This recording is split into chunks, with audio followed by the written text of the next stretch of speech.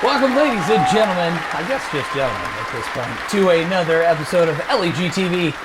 It is your host and commissioner, John David Brake. And yes, we're back after all the bickering of the trades that had just transpired. Yes, that's right. Plow's New World Okriki officially sends Christian Kirk over to party like a Gronkstar in exchange for Cole Beasley. That was the big trade that happened. A little itchy finger there with pulling the trade, but again, it went through. So thank you for your whining, everyone, especially you, Dahlgren, always quick to point that out and get this bitching started. But anyways, a lot of interesting scores last week. There are now no unbeaten teams in the league. The undefeateds did fall. One of those being Party Like a Gronkstar 3-0 fell to Jason Servos. Finally gets a win. It was a must win, as we said last week on the show, in big fashion, 190 to 153, thanks in part to the highest scoring player of the week, Tyreek Hill, put up 52 points. A 50 burger's going to do it every time. Dak Street Boys narrowly edged out New World Okriki, who also needed a win, 163 to 158. The running backs helped out. Jonathan Taylor and Najee Harris both had nice games.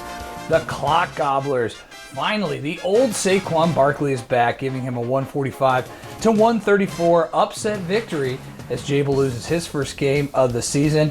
And look out, folks, we have a new number one team. Allen Nessens scored 193 points, the highest scoring team this week, the highest scoring team in the league, taking on poor Nick Shook, 193 to 119, thanks in large part to Cordell Patterson, which we are going to have to address. Mick Martin, actually the highest scoring team, 198 to 138 over the Indy Snatch Mountains. Huge win for Mick. Deebo Samuel continues to impress. He almost outscored Patrick Mahomes. Patrick Mahomes threw 5 touchdown passes. A lot of points there from Deebo. And Ertz, Wind, and Fire narrowly edges out Joe Murdoch, 158 to 154. DJ Moore, the deciding factor in that game for sure, as Aaron Jones and CeeDee Lamb did Joe no favors, as his stars did not show up that week. So Abby gets the win, and now over half the league is at 3-1 already. So there is quite a cream of the crop here in LEG, and we'll get to that too. Also, some headlines from last week. Of course, everyone's talking about Coach Urban Meyer, the Jaguars, was spotted after the game to the Bengals out at the pint room, the tap room, or whatever one he owns, was seen late night grinding on a woman, not his wife. I guess Urban Meyer, when they said the NFL grind is much different, I think he took it the wrong way there. As you can see Tim Tebow crying. That's my favorite picture. But really, the star of last week was Steve Belichick. That's right, Steve Belichick, the new king of memes, was the star of Tom Brady's homecoming. That was the biggest distraction. Really, it was his face. So that was very entertaining to watch. And because of that, I have a very special interview with the man himself. Steve Belichick is going to do the rundown with us. I have a live feed into his headset. So, Steve, can you hear me? Okay, yes. Thank you for taking time out of your busy schedule there on the sideline. Sorry, Muhammad Ali's our cameraman there. Steve, first of all, how does it feel to be the most popular meme and GIF right now? Okay,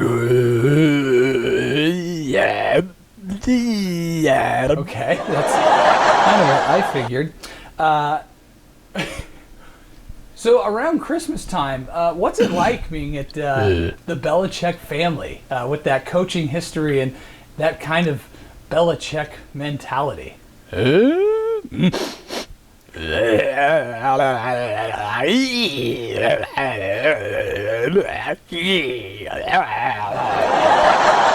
Okay, well, Steve, what about, thank you, very insightful. How do you feel about doing the rundown this week for week 6 in the LEG? Okay, that's what I figured. Let's start with a very important matchup. 2-3-1 team, the number 1 overall team, Allen Nessens, taking on Party Like a Gronkstar. And Party Like a Gronkstar is actually projected to win this week. A major reason for that big projection is Lamar Jackson going up against the Colts on Monday Night Football. And that's what I think this game is going to come down to, is a Lamar Jackson just absolute shredding of the Colts' extremely overrated defense. That is going to be the key, as well as Travis Kelce has to show up, right? He did not have a great game. I think Travis Kelce rebounds from last week and has a Travis Kelce-like game, scoring at least 20 to 25 points. But we have to address this. Allen Nesson is in the spot he's in right now is because of Cordell Patterson for the Atlanta Falcons, who is listed as a wide receiver and running back. He can play either slot. He's like the 3rd overall running back and the 5th overall wide receiver. And that has been Allen Nesson's bread and butter, a free agent pickup there at the beginning of the season. And will he continue this amazing streak? He scored 3 touchdowns last week. I still, just like everyone else, tried Cordell Patterson back when he was on the Vikings, and it just never worked out. You know, he returns kickoffs and punts, and he's having an amazing start to the season. I think this might be after this week, because they're playing the Jets. After this week, I think he comes back down to earth, but I expect him to be heavily involved in the offense, as he is the star of the show there in Atlanta. Sorry, Mike Davis owners. So this is going to be a very close game. I anticipate it to be very high scoring, but I am going to take Allen Nesson to win this week because Yahoo just overprojects my team every week. They did it last year, even though it was a high scoring team last year, but Yahoo just overinflates my confidence every week, and I think that's going to come and bite me in the hiney. All right, let's move on to the next game.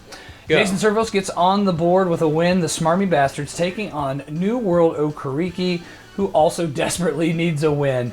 And I think things start to right for Jason Servos. And the main reason is Justin Herbert has been an amazing, amazing pickup. We knew that. I called that in the draft special with Austin there. Justin Herbert has been one of the best quarterbacks in the league.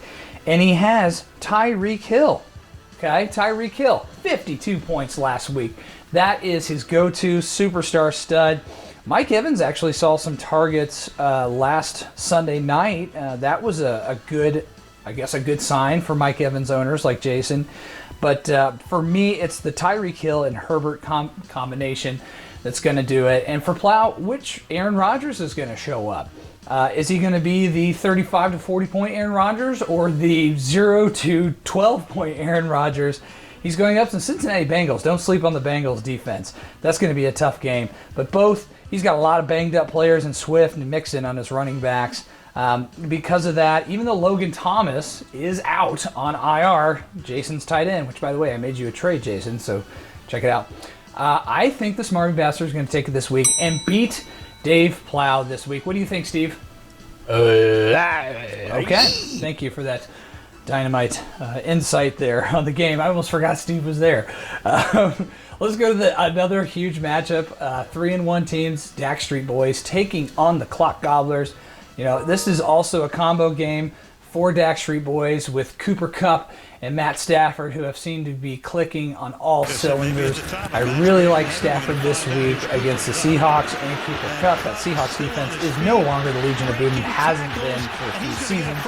That, to me, is going to be the keys to victory because I feel like Jonathan Taylor and Najee Harris are not going to have as good of games. They may get their projected points there. They carried them to a win last week, which was huge. And Darren Waller going against the Chicago Bears kind of cancels it out. But I think Austin wins this week because of Matt Stafford and Cooper Kupp hooking up multiple times against the Seahawks. Clock Gobblers, they got a great showing from Saquon Barkley. But what happened to Chris Godwin? Where did he go Sunday night? Actually, I kind of curious to see how they shut down Chris Godwin last week, Steve. How did you guys do that?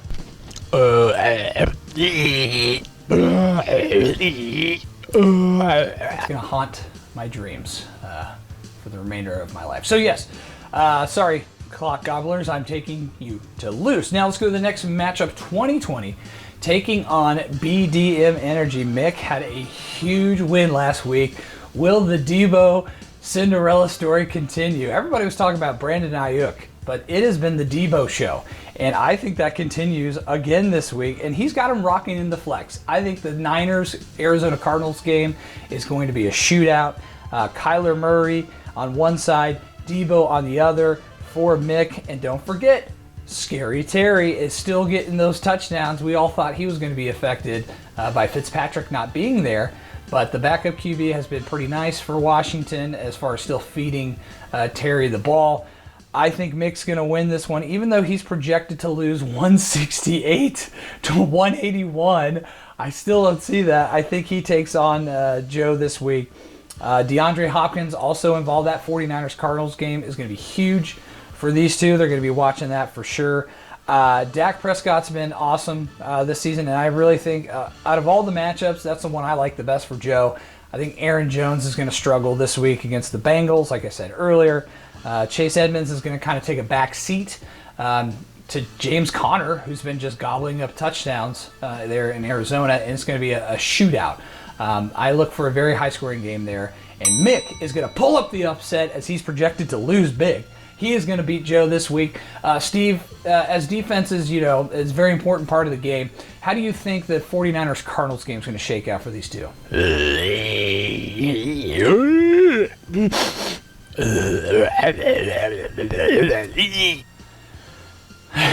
All right, thank you, Steve.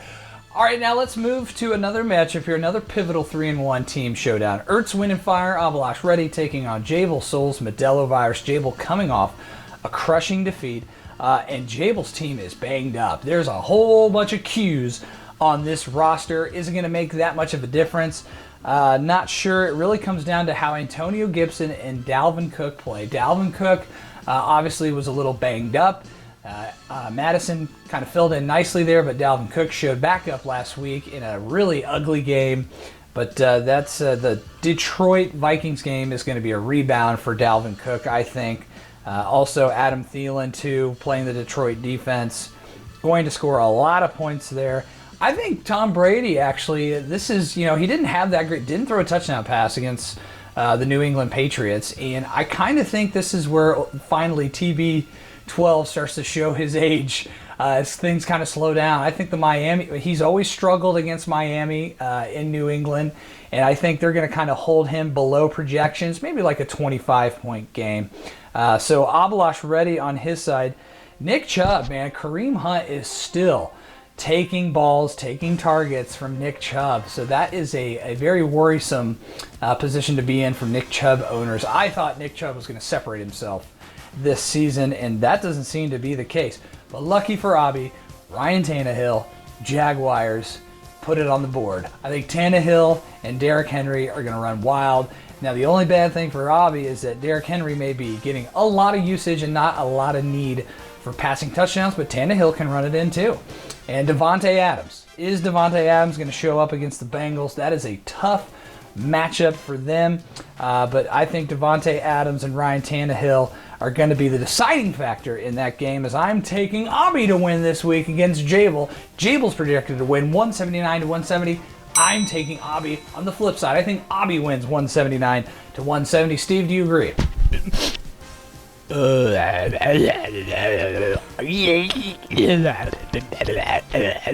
Okay, our final matchup. Some would say the Stud World Game of the Week, as the 0-4 Sons of Shane Falco, desperate to get a win, taking on Dave McCready. And this is going to come down to a battle of the top quarterbacks in the NFL. Patrick Mahomes, obviously, is still the number one overall QB. Josh Allen is not number two, but he is up in the top 5 as far as QB points go. And that is where I see the key values here, the keys to winning. Whoever has the better game this week, Patrick Mahomes against the Buffalo defense, or Josh Allen against the Chiefs defense. Chiefs defense, not so good. Buffalo defense, very good. However, Patrick Mahomes is able to overcome good defenses a lot better than Josh Allen is. So I think this is going to be close. There's a projection of 161 to 162. Nick Shook is favored to win this week, and I think Josh Allen, you heard it here first, I think Josh Allen outscores Patrick Mahomes this week. Put it on the board, lock it down, guarantee. Josh Allen is going to have a monster game against those Chiefs. He's going to run the ball in. He's going to throw the ball in. I think it's going to be a Josh Allen game against the Chiefs. So both players are going to be watching, paying close attention to the Bills-Chief game. And I'm taking Nick Shook this week. That's right. I guess you'd call it upset special, even though he's projected to win. But I guess the deciding factor is Steve Belichick. Steve, such a close game. Who has the edge?